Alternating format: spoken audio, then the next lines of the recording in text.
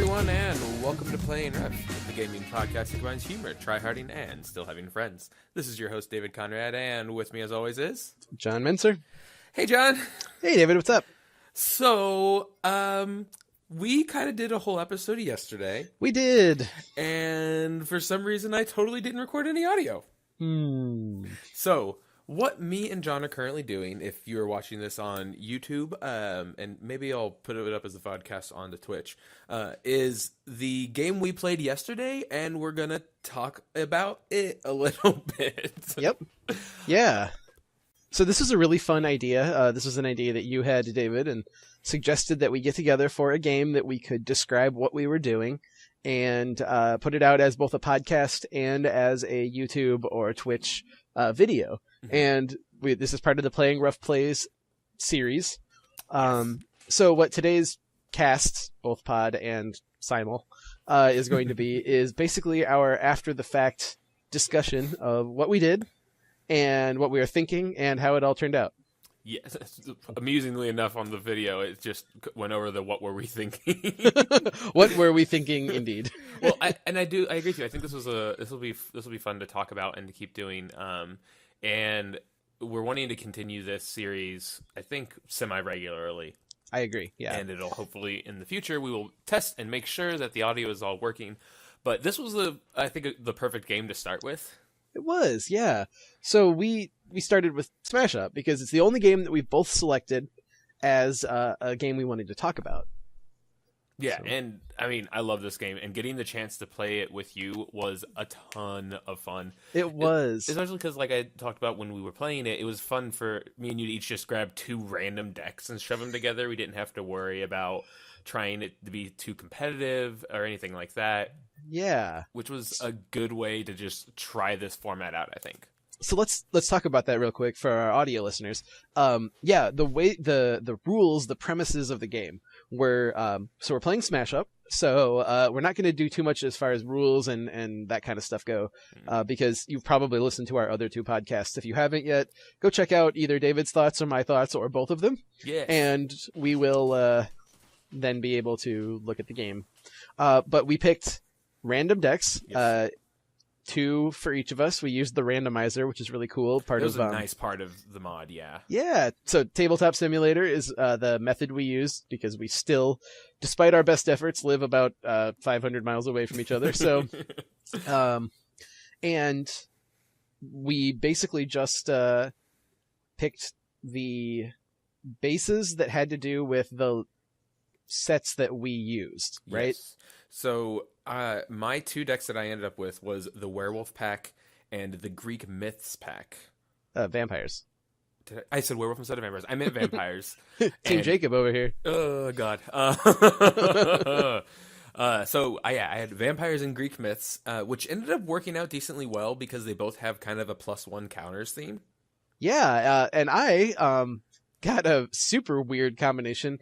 I had grannies from the What Were We Thinking pack, and I also had the Munchkin Wizards, which go by the name Mages. But we kept mixing it up during it, which was hilarious. Yeah, I didn't realize at first that it was the Munchkin ones. But anyhow, that was a super synergistic combination, believe it or not. Yeah, maybe because like ridiculously randomly combined. And if you watch the full game as we play through it, John does some crazy stuff. I doubt I captured all of it that super well, just because his deck allows him to like draw 5 cards a turn and play out half of his deck, and it does some nutty things together. Surprisingly, it really does. So right now in the video, David is looking through his cards, and I have to say, I spent this entire game just terrified of what you were going to be able to do, because you had some really good +1/+1 combinations. Yes, and you also had a lot of power to kill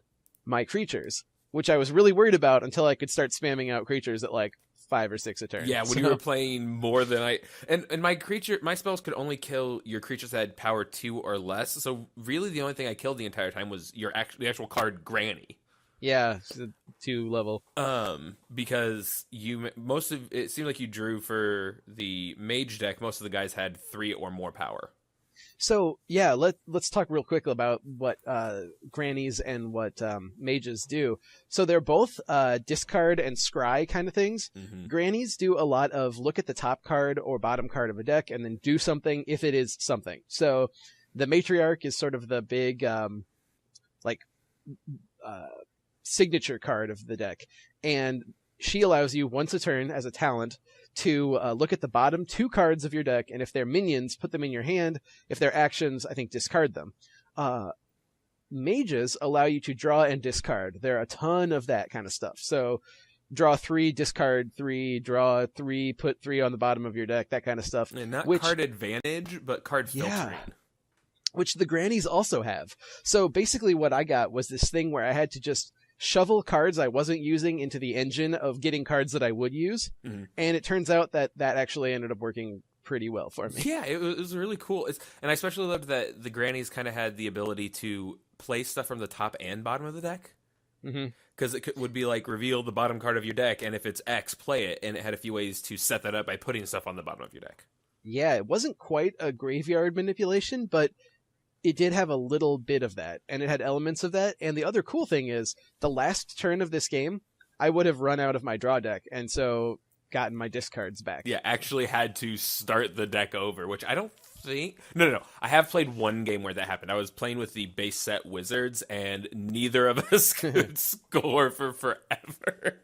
Yeah, that sounds about right. Oh, God. Because Wizards are kind of the same thing. They've got like a draw and discard. They're a lot more card advantage heavy, though, than card filtery. They do mostly plain draws. Yes. But yeah, so the Greek myths had a really cool ability where they cared about having played actions, which at first I thought I was screwed because I wasn't drawing any actions. But it turns out the card on my left hand here in this, the Argonaut, you can play it as either a minion or as an action. Yeah, which is like, talk about minion advantage. Yeah, it was really cool to... Essentially, you had an action that has a power in the deck. Mm-hmm. Which, combined with the +1/+1 sub-theme that the Greek heroes have, it's very much the main theme of the vampires, is the +1 counters. So it ended up being really synergistic. Yeah, sharing some powers while also going off in 2 different directions. I mean, that's the name of the game as far as synergy goes, right? Yes. Here, I just drew 2 more Argonauts. I'm like, man, this sucks, because I hadn't fully read the cards yet. So it looks to you right now that you have 6 different minions in your hand. But... And 2 of the minions are like, when you play an action, do this. And I was like, man, this is so terrible. John's going to run me over. And then I reread the Argonauts. So what you're looking at is my Wand Whiz. This became a very important card in my... God, that card strategy was great for you. Yeah. When you play it, you can discard another card in your hand to play an extra minion or an extra action. So that, along with the Granny's card filtering, allowed me to have exactly the cards I needed in my hand to do what I needed to at the time. Yeah. Which is pretty neat. I actually really liked the way they built the Granny deck. I was kind of surprised because I had no clue what to expect, which is funny from the what were we thinking expansion. Like, it was just a cool design space, you know? Yeah, exactly. I had no idea either, and I would admit to being a little bit downhearted when I first drew it and was looking at it, and I saw cards with a ton of text on them, and I was like, I'm going to have to think my way through this whole game. Look at my hand right now. Yeah. Yeah, you also have a ton of text, you're right. But I do think that is one of the game's kind of few flaws, is that because they want the cards to fit a theme for each thing, sometimes the cards can end up a little text heavy. Yeah. So another thing that we should probably talk about real quick here is Temple of Goku. I mentioned this way back in our episode, our first episode on Smash Up, that sometimes you wanted to get second place. Temple of Goku is exactly that. I think it's Goju. First player gets 2. Goju? Yeah. Oh, Goju, you're right. I kind of wish it was Goku, though. I guess I was thinking of Dragon Ball Z headspace. Anyway, Temple of Goju. The first player, the winner of that base gets 2 points. The second place gets 3 points. Yeah. So that was an interesting twist. And I think that one's cool because with the ninjas, because that is supposed to be a base for the ninjas. The ninja set has a bunch of cards that can rebounce their cards to their hand, so they can play extra things without increasing their power on that, which can make it easier for them to end up in second. Ah, okay. That's pretty neat. Yeah, no, I like the like ninja's sneaky like return this to your hand to play something else cards. Those are my favorite of the ninja cards. Yeah, that's really cool. Um, I had a couple of little bounce effects that I ended up not being able to use very much. There's a Granny's card that lets me play it when a base breaks and grab my two smallest. Maybe it's just two, whichever two I want, and put them back on top of my deck. So that was neat. yes. No, I think that. Excuse me. I think that it ended up being. They ended up working pretty well. The bases that we got because we just grabbed the core set and then the ones for our card packs that we drew. I can't say words tonight. This was kind of obnoxious to deal with, though. The dice I had to manipulate so I could keep track of my counters was a little hard to do in Tabletop Simulator. Yeah, there are some things that Because like, it's not as easy as reaching over, picking up the dice, and turning it to the proper side. Yeah. But I think it's better than if I had tried to like just put multiple like little marble counters onto it. Right. Yeah, Tabletop Simulator is super flexible, but that does mean that some of the actual actions you need to take in it aren't especially user-friendly, I guess. It reminds me of like trying to use Excel or something like that. Yeah, totally. Where once you know what you're doing, you can do almost anything with it, but it's not user-friendly.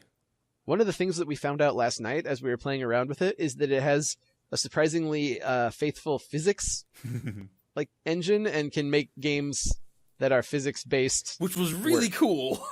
Yeah. We were messing. So I downloaded a whole bunch of games, and one of the games that I downloaded was Dungeon Pets, which was another game that we've covered. And I was wondering how they could have possibly done that game because, as I talked about in the podcast, you have to actually rotate the bottom piece. They made it work. Yeah. Like you could move the bottom piece independently from the piece above it.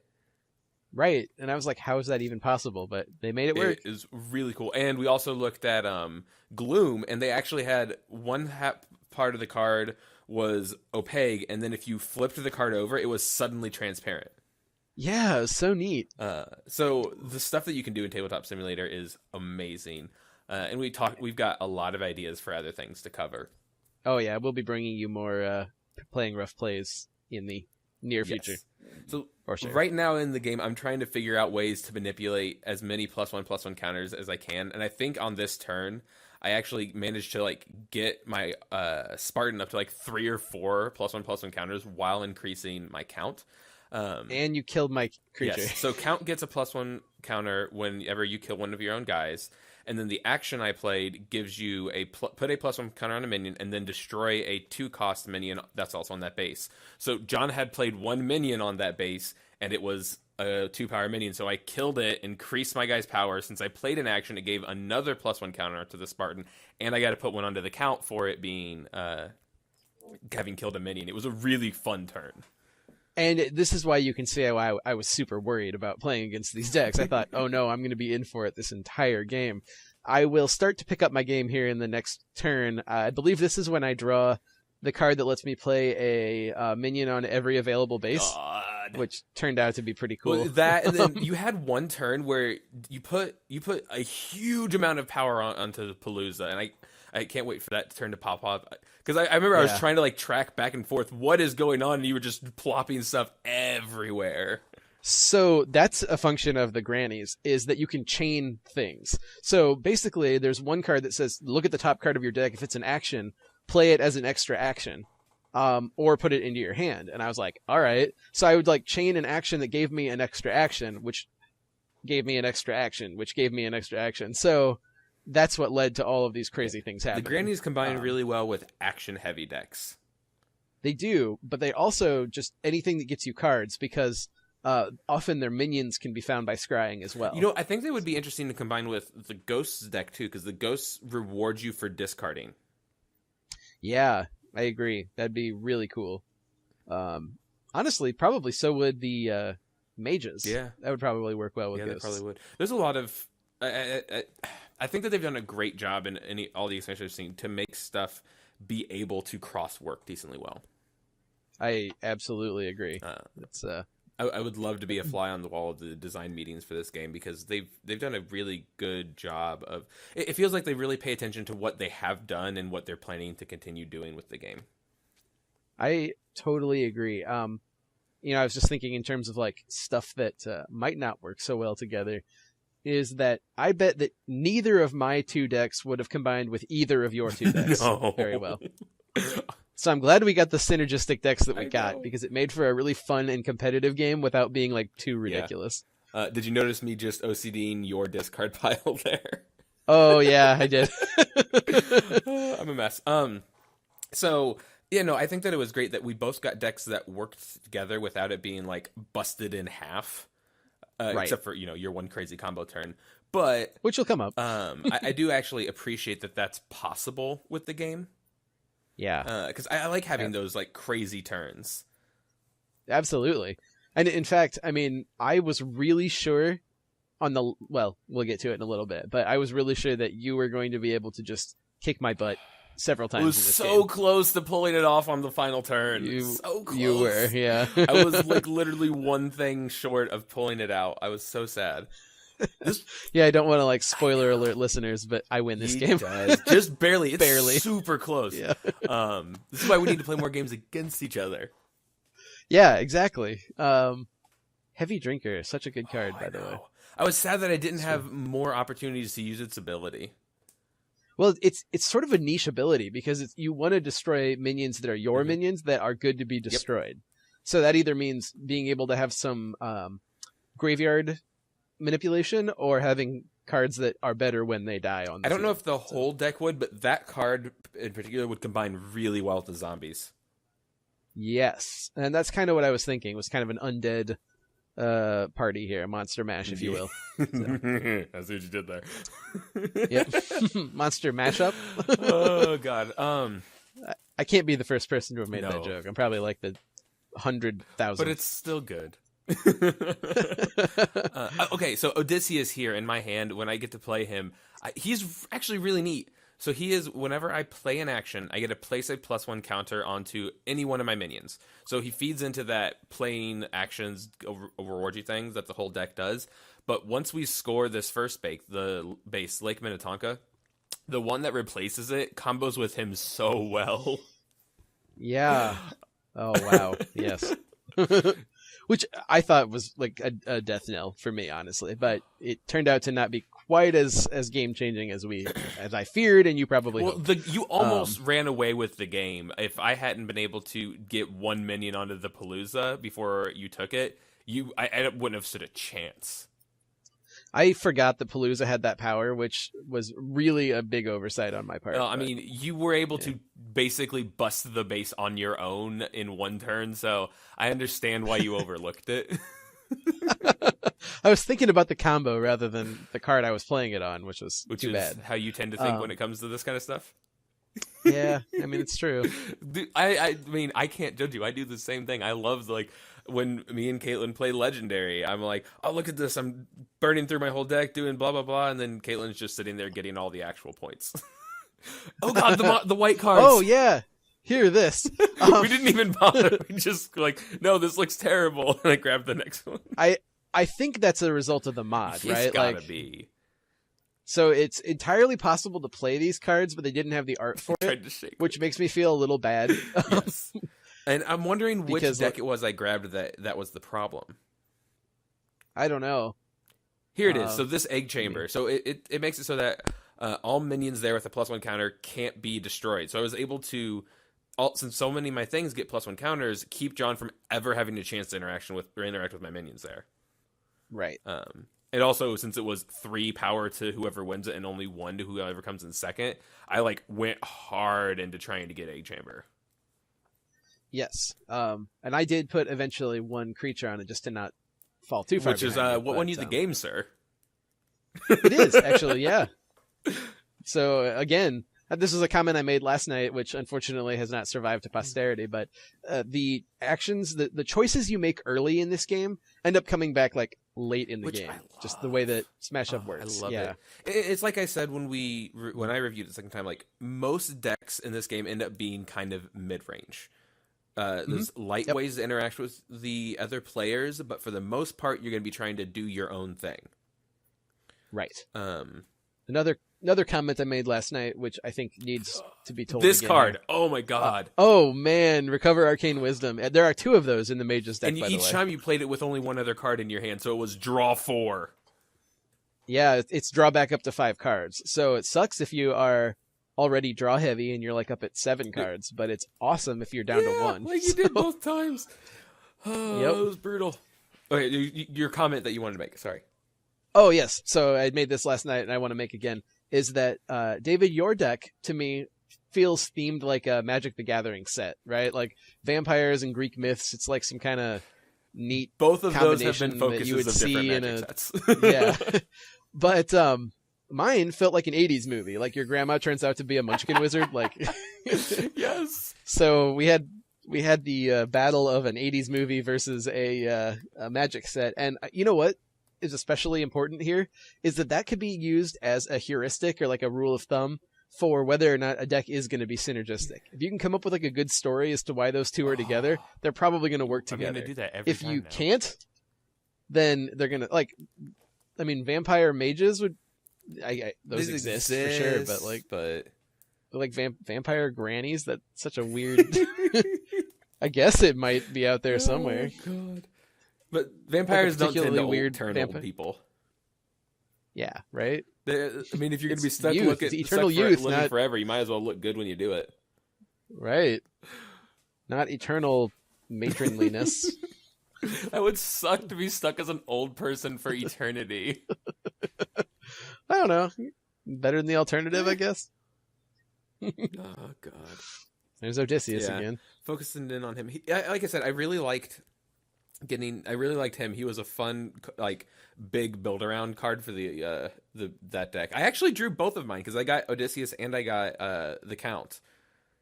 So Yeah. I got both of my like build around rare cards that there's only one of in the deck. So did I, and I'm about to play my second big build around. Matriarch got cycled out with the last base to break, but I'm about to play Blaster Master, which allows me to kill things on the field. God, that So was so good. it's about the only card in that deck that lets me. There's one other one, but it only kills things under power 3, so it's of limited Yeah, use. and I think when you played it, I mostly had big things on the field, yeah, but it And- still and- like wiped my Argonauts and stuff. yeah, this deck is larger creatures usually. There are Mhm. some 2s, but yours is. Yeah. Well, and the creatures also make themselves bigger too. Discard a card, destroy a minion of 2 less, and it's his talent, so he gets to do it every turn. Yep. Ugh. There goes. And I was Art. planning on doing it more, but then I Then then finished the game. Yeah. well, no, then I broke that base in one turn, which Oh, is yeah. also about to happen. We're getting close now. Yeah. I think it's probably your next turn or so. Yeah, because I have to play the portal first. There it is. There it is. Yep. And there I am trying to keep track of your rising amount of points. So the portal to beyond is super cool. You play it on a base, and then once a turn, you can discard a card to put an extra minion, yeah. right? right. And then I cycled cards using Nana and Grandma to play more cards. God, So it was so good. No, like I said, your deck ended up working out really well together. I pulled it back. I pull it back close because I'm pretty sure I scored the egg chamber. You do get 1 onto it, but I score it.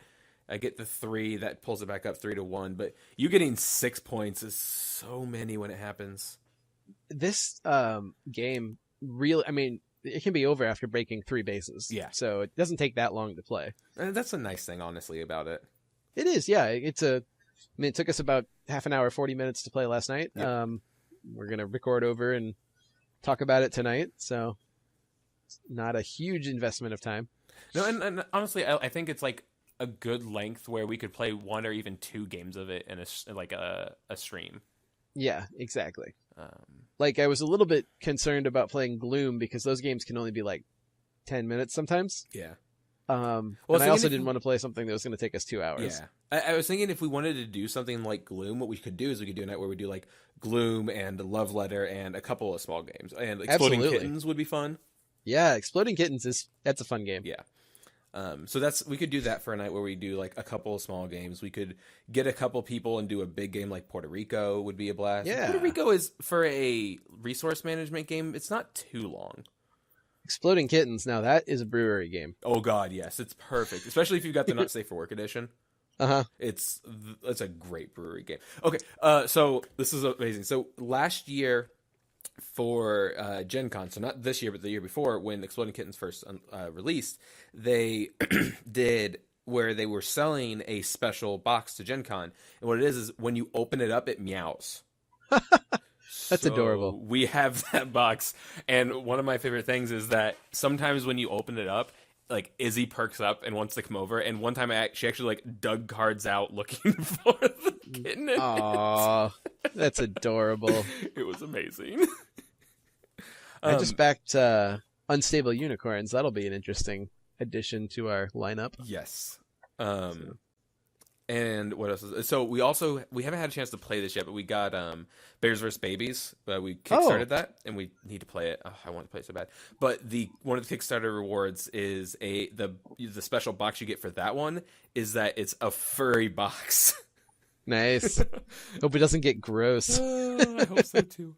But yeah, so like we've got a special box for each of those because we really like the games, or at least we like Exploding Kittens. We haven't had a chance to play Bears vs. Babies yet, but I love the Oatmeal's art. Yeah, me too. Like, he does such a good job, and his comics are always really funny and strangely insightful. Absolutely. Yeah. One of my favorites of his was the one talking about Tesla and his life that he went through, and basically all the crap that Edison put Tesla through while Tesla was trying to make the world a better place. Yep. God, another arcane wisdom. Yep, there it is. Also, am I breaking Palooza right now, or is that next turn? It looks like you're in the middle of breaking it. Pretty close, yeah. I'll have to make sure that these things land up. Oh, no, you just broke that one, and then you're going to break Palooza next turn. Next turn, yeah, that's right. That's right, because we were also doing some combo stuff to break Temple of Goju. Yep. You had a thing that gave +1 counters to everybody. Yep, and that was how I busted that so that we could finish it, and then the turn after, you go nuts on Palooza. Because you're at, 18 right now, but you managed to dump more than 10 power of, 5 cards in a turn. Yeah. It was awesome. It was. This was a really good first showing for, playing this game online, too. Just, it worked really smoothly, and we both got fun decks. Yep. Yeah, it could have gone badly. We could have gotten some really unsynergistic decks. Literally, if we each just swapped one of our 2 decks with each other, our decks would have been awful.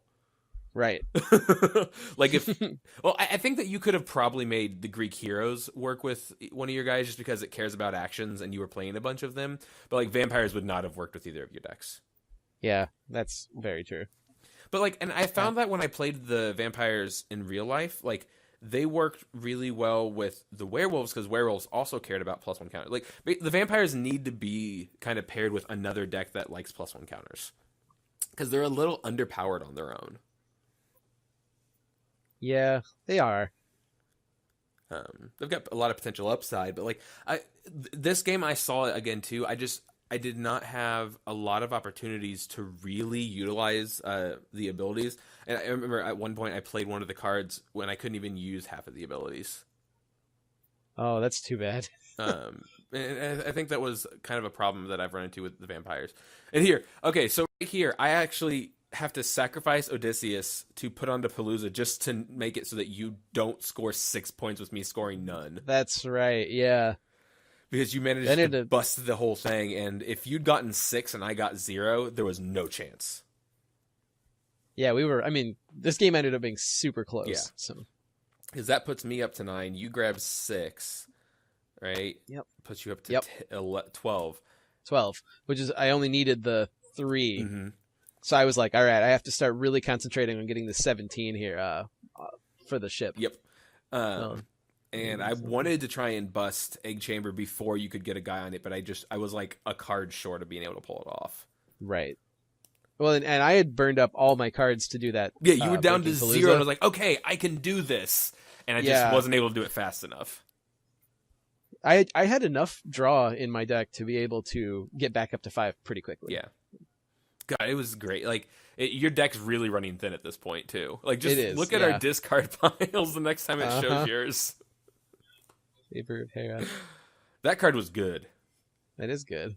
Draw a card, play an extra action. See, at this point, I'm running out of minions to play, and I just don't draw any more minions after this. So I start having to play the heavy drinkers without utilizing their ability in order to do anything. Yeah, that's a good point. Is some of these combo cards work best when you have the combo available. Mm-hmm. And if you don't, then they're just a card. Yep. And being just a blank 3 power, I mean, it's fine. It's better than it being like a blank 2 power or a blank 1. But usually you want to gain the ability. Yeah, exactly. Here I am putting more counters onto my cards, trying to draw things, trying to make something work. I routinely forget to draw my cards at end of turn. I did manage to this time, but there was a couple times where I was like, oops, I forgot to draw. And I think there was even at the beginning one time where I suddenly looked at my hand and realized I didn't draw for the last 2 turns. I actually did that once too, where I didn't draw until the next turn. So I'm glad that I wasn't alone. No, it's weird because every other game that has decks and drawing cards, you draw at the beginning of your turn. Exactly. That's when you draw at the end. Yeah, and I mean, I understand why it does it, but it's still just hard to shake the habit of draw at the beginning. Yes. I want to talk real quick about that card that was just played, the base Standing Stones. Oh, yeah. It really tempted me. I have cards with talents, and I was really close to running for that instead. I'm glad I didn't. I wouldn't have made it. But there were a lot of times where I was like, I should have placed it there and used my talent twice. Yeah. Well, and I think that's interesting because we didn't talk about this a ton in the show, was the idea of talents, because I think you've only played the base game before this, right? Yeah. And right. Talents weren't in the base game, but what talents do is a creature with a talent lets you use its ability once a turn, essentially. Right. And so, like I said, none of the base cards have talents, and the first deck I encountered that had talents was the Monster Mash deck, but none of my vampires had them. The werewolves have a bunch of them, though. Right. But so John had talents in his deck. Like I said, he could have taken advantage of the Stalking Stones, which lets you use your talents twice, but because he went for the cheaper things, it allowed him to bust things open fast enough to end up eking out the win in the end. Yeah. It was a close one, though. And like I said, I'm glad I didn't go for that siren song of being able to play with my talents twice. Because... well, especially because you get back your 5 cost that has a talent that's really powerful. Yeah, and I almost put her there, but not quite worth it. Here I am trying to be like, how can I bust this base and then do something else? I was so glad you didn't kill my... if she had been 2, like, just look at my hand. I had like 2 or 3 different ways I could have, but but you never played another 2 after this point. Like, I eventually had to play the dinner date without killing something, and I still don't know if that was correct, because I don't know if I could have played it since I couldn't draw. I couldn't use the other half of the ability, but I don't think it mattered one way or the other. The other half of the ability is the second half, though, right? Yeah, but it's... So, I'm okay with it happening. Yeah, I'm just thinking in Magic's terminology, where if you can't fulfill all of the targets, you can't play the card. Sure. And I don't know if that's correct or not. I don't know either. So we would have had to look that up. Yep. And we were like so close to the game being done. I don't think either one of us wanted to do that. Yeah, it was. We could house rule it in this time. Yeah, because like I said, I don't think it mattered, because it ended up being I just got 1 extra +1 counter, which didn't bust anything or do anything different. Right. So regardless of how it worked, don't hate on me, everyone. We'll find out for next time. Yes, maybe. Probably not. Yeah, maybe. We'll probably forget to do that. We'll think real hard about. But yeah, like getting to play this game with you was a ton of fun, and I can't wait to play more games. And I'd love to get people in. I'd love to get like guests, like people who have commented and stuff to come in and play games with us. Yeah, if you're interested in playing a Tabletopia or Tabletop Simulator game with us, please drop us a line. PlayingRoughPodcast@gmail.com. Hit up our Twitter, playing_rough. or Facebook, or you could also catch us on Instagram sometimes. And we got actually our first real email after episode 30, and we're going to reach out and make sure that they're okay with us sharing it. But it was so cool to receive that letter and somebody be like, "This was awesome," and I really enjoyed what you guys talked about and stuff, and it just was like heartwarming. Well, I was thinking about it, and I'm not surprised that that was the episode, I guess, that someone decided to finally reach out and actually talk to us and engage us in a new conversation here, because it was a really interesting topic, and it was one that I think mattered to a lot of people. So, thank you for writing. and I think it's something that both of us are really passionate about. Like, so a lot of the letter was in reference to the second half of the viticulture episode, where we talked about, harassment in the game space and what are ways that we can deal with it. And I think, like I said, for both of us, it means a lot to us. And for me, it means a lot, particularly because it's things that I've had to teach myself over time, because we grew up in an environment where that wasn't emphasized. You know what I mean? Yeah.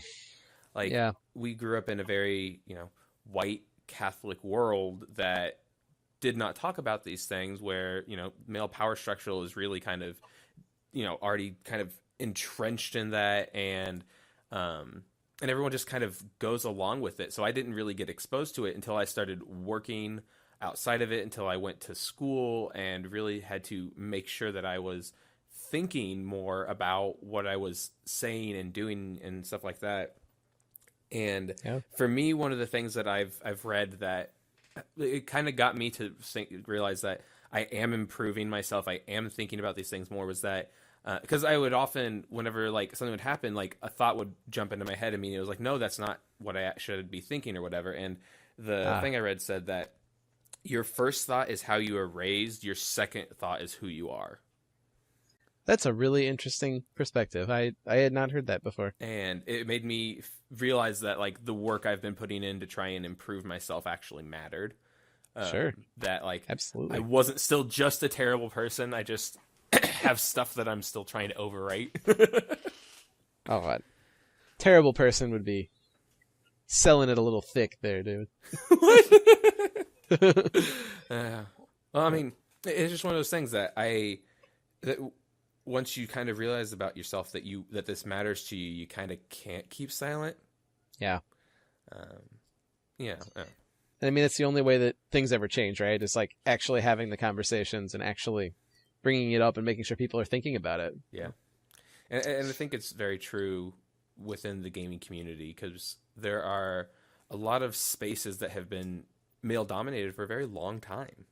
Yeah. And so making sure that everyone now feels comfortable, like I said, it's very important to us. And I think it's very important to the people that we tend to get along with. Yep. So, it was really special to receive an email about that in particular. It was. So thank you for writing. So back to the commentary real quick here. I think we're coming up on nearly the end of the game. Yeah, I'm trying desperately right now to figure out. So I'm like a point away from cracking Egg Chamber, and I've at this point stopped trying to crack it because I want to see if I can beat you for Gray Opal. Right. And this is where I start really focusing on Gray Opal, because it's become apparent that you're not easily going to be able to kill my 3-power minion on Egg Chamber. Yeah. So yeah, that's become the focus here. Is I'm like, okay, I have to beat John on Opal, because whoever wins that one is probably gonna do it, because there's not, I don't think, much chance that you're gonna beat me on Egg Chamber at this point. Right. So I have to figure out how can I crack Gray Opal with more points than you to take the win. And I believe that it ends up being that I end up being like a point or two short. You're 1 point short. I actually thought I did the math wrong. I thought that we hit 17 when you played the add +1/+1 counters to 2 different minions on this base. Mm-hmm. And we were at 16. So I was like, oh, we're 1 point short. He must be doing some kind of combo or something. But no, it was just we were 1 point short. So. It was so close. It was, yeah.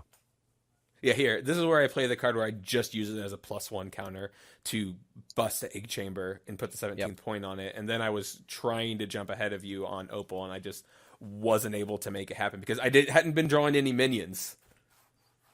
Right. Yeah, you have no minions in your hand right now, I see. Yeah, and Cull the Weak does... I choose a minion. I can then discard any other number of minions from my hand to give it a +1 counter for each minion I discarded. That would have let me bust it. Yep. And no minions. had no minions. So close. It was so close.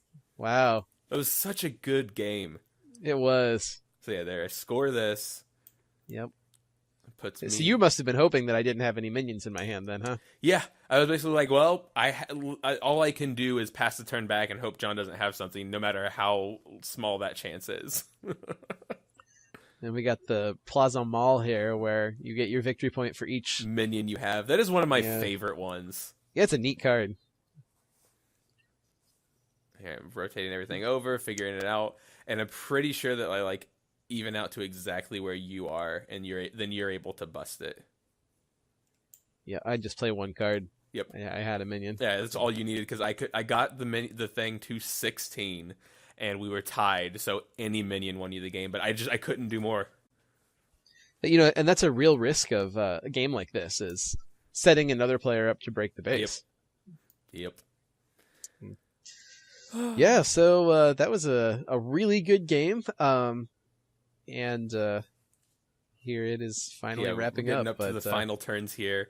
But yeah, you end up with 16 to my 15 because I got ahead with that base because I scored 3 and you scored 1. And again, if you hadn't gotten the 1 point off of that, we would have ended up tying and having to break another base. Right. Because you have to, if you end up with both of you getting to 15 simultaneously, you have to get to the next base to bust is what it is. Right. So... Yep, but it was a 3-1, so it put us at 16 and 15. So close. This was a really good game. Yeah, well, looking forward to our next Playing Rough Plays. Me too, and hopefully next time I will make sure to remember to test out the sound. Well, it happens, especially with systems like this. Yeah, so. I was thinking about it. I think what it might have been is maybe Google Hangouts interfered in some way, because I went back and looked, and my old, the D&D stuff that I recorded with OBS, it came out fine, and I hadn't messed with any settings, but when we were doing that, we were recording in Roll20. Yes, we were. So I think that Google Hangouts might have been the issue, and it might have been because I didn't have it up or something was going on, but yeah, this was a great game. I'm glad that we at least did some post-commentary for it, and I can't wait to play, like you said, our next Playing Rough Plays. Yeah. So, I think that since we are wrapping up the game here in the stream, that we can go ahead and wrap the episode as well. Thank you so much for joining us. This was a super fun addition to the canon here, and we're going to be doing a lot more of these Playing Rough Plays. It's not just for narrative-heavy games like D&D. It's also for games that we can talk about. It's just us getting to play games in general that you guys can kind of come along for the ride with. Yep. So, with that, have a good night. I think I just mentioned our many communication channels, so hit us up on any of those. If you enjoyed what you listened to, you can also drop us a review. That's how people find us. So, thanks very much if you do so. Thank you so much, guys, for coming along for this Playing Rough Plays. I will, if you're only listening to this audio, I will upload a video of this to YouTube, which will be the Laminate Stasis account. We'll make sure that when it goes up, John will tweet out the location of that. And also, we'll upload this as just audio commentary, so that if that is your preferred method of listening, you have it as well. Yep, and we will put in the episode description where the YouTube link is as well. So if you want to see them both, you can. All right, everyone. Well, thanks so much for coming out and listening to us yet again, and we'll talk to you soon. Yep. Have a good night. Good night, everybody. All right, we're out.